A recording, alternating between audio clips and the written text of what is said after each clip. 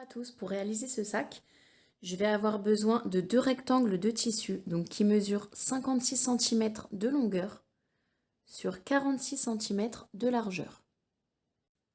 Donc je vais prendre un de mes rectangles, donc vous verrez, c'est des chutes de tissu que j'ai assemblées entre elles, donc si vous voyez des petites coutures, c'est tout à fait normal. Je viens le plier en deux, endroit contre endroit. Donc ne faites pas attention à mes petites coutures. Une fois que c'est plié endroit contre endroit, je viens le plier en deux de nouveau. Comme ceci. Là, je vais mettre des pinces pour maintenir le tissu.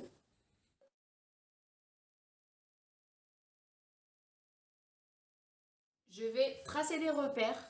Donc, je vais commencer à me mettre du côté où j'ai mis les pinces. Je vais mesurer 26 cm et je vais faire un repère. Donc, juste ici. Ensuite, je me mets de l'autre côté. Je vais mesurer 2 cm. Je fais un repère à 2 cm.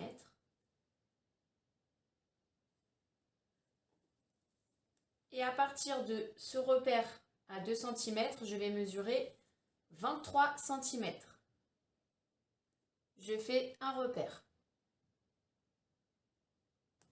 Donc là, je vais relier mon repère de 26 cm à mon repère 23 cm.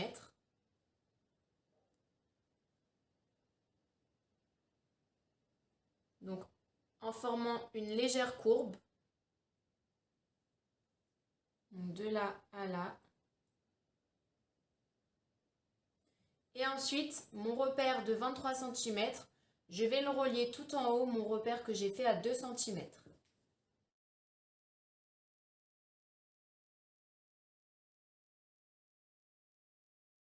Et là, je vais pouvoir découper sur la ligne que j'ai tracée.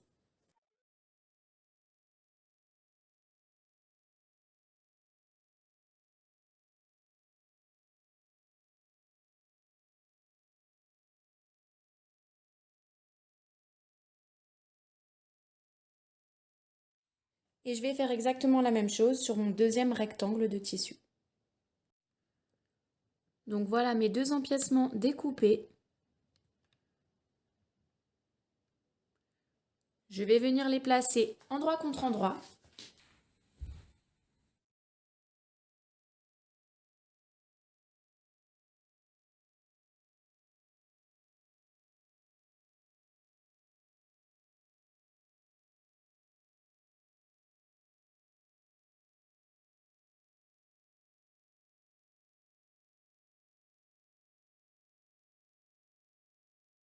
Et là, je vais venir épingler et coudre sur les côtés et en bas, à 1 cm du bord, et en haut.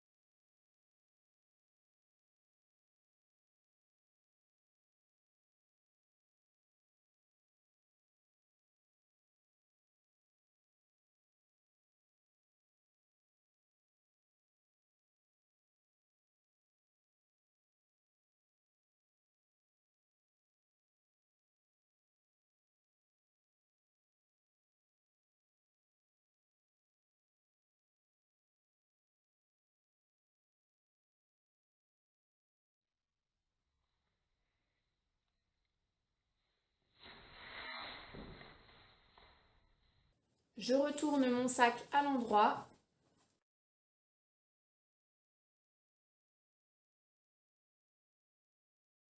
Voilà ce qu'on obtient pour le moment. Là, ce que je vais faire, c'est que je vais faire un point zigzag tout le tour ici pour surfiler mon tissu. Et une fois que ça sera surfilé, je vais replier, donc je vais faire un espèce d'ourlet. Donc je vais replier tout le tour sur 1 cm vers l'intérieur, comme ceci. Donc je vais épingler et je vais faire une couture. En gros, sur l'envers, ça donnera ça. Donc sur l'envers du tissu, sur l'envers du sac, en gros, ce sera plié comme ça, avec le point zigzag. Et donc on va faire ça tout le tour, ici, là,